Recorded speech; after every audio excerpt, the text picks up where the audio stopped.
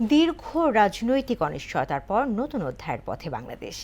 গেল বছরের 25 ডিসেম্বর স্বদেশ প্রত্যাবর্তন এবং এরপর 12 ফেব্রুয়ারি ত্রয়োদশ জাতীয় সংসদ নির্বাচনের 2/3 বেশি আসনে জয়। এখন অপেক্ষা শপথের। দায়িত্ব গ্রহণের মধ্য দিয়ে শুরু হবে শহীদ জিয়াউর রহমান এবং খালেদা জিয়ার জ্যেষ্ঠ পুত্র তারেক রহমানের নেতৃত্বে নতুন সরকারের যাত্রা। বিস্তারিত জানাচ্ছেন নাহিদ সিরাজি নিম্মি। গেল বছরের 25শে ডিসেম্বর দেশের রাজনীতিতে আসে বড় মেরুকরণ। দীর্ঘ 17 বছর পর দেশে ফেরেন তারেক রহমান। এরপর সময় গড়ায় জাতীয় নির্বাচনের দিকে। 12 ফেব্রুয়ারি অনুষ্ঠিত ত্রয়োদশ জাতীয় সংসদ নির্বাচনে নিরঙ্কুশ জয় পায় বাংলাদেশ জাতীয়তাবাদী দল বিএনপি। 2/3 বেশি আসনে জয়লাভ করে সরকার গঠনের জন্য এককভাবে সংখ্যাগরিষ্ঠতা অর্জন করে দলটি। নির্বাচনের ফল ঘোষণার পর থেকেই শুরু হয় সরকার গঠনের আনুষ্ঠানিক প্রক্রিয়া। এখন সব নজর শপথের দিকে। শপথ গ্রহণের মধ্য দিয়ে নতুন প্রধানমন্ত্রী হিসেবে দায়িত্ব নেয়ার কথা রয়েছে বিএনপি প্রধানের।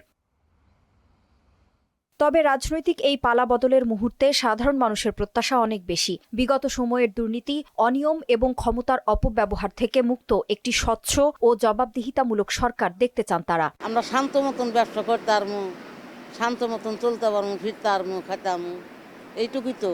আমাদের জন্য মনে করেন আমি এই ব্যবসাটা করে জানি করে খাইতে পারি, কোনোদিন হামলা না আসে, কোনো দিকে জানি কোনো দিন কেউ জানি চাঁদাবাজি না করতে পারে। সবচেয়ে বড় প্রত্যাশা দ্রব্যমূল্য ভোক্তাদের নাগালে রাখা। খাদ্যদ্রব্যের ঊর্ধ্বগতির কারণে দুর্বিষহ হয়ে পড়েছে নিম্ন ও মধ্যবিত্ত মানুষের জীবনযাত্রা। নতুন সরকারের কাছে এ সংকট সমাধানের দাবি সর্বস্তরের মানুষের। জিনিসের দামটা একটু কমাক, যাতে গরিবের সাধারণ লোকের চলার সুবিধা হোক। কোনো রকম কোনো দুর্নীতি না হয়, কোনো গরিব মানুষের পর অত্যাচার না হয়, চাঁদাবাজি না হয়। এছাড়া রাজনৈতিক স্থিতিশীলতাও বড় প্রত্যাশা। আন্দোলনের নামে সড়ক অবরোধ, সহিংসতা বা হামলার ঘটনা বন্ধ হয়ে স্বাভাবিক ও শান্তিপূর্ণ পরিবেশ বজায় থাকবে, এমনটাই আশা করছেন নগরবাসী।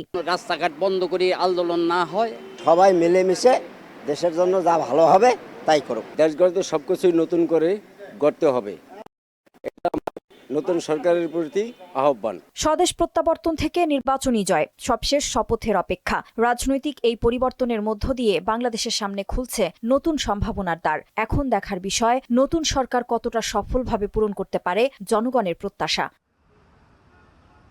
নাহিদ সিরাজি নিম্মি, মোহনা সংবাদ, ঢাকা।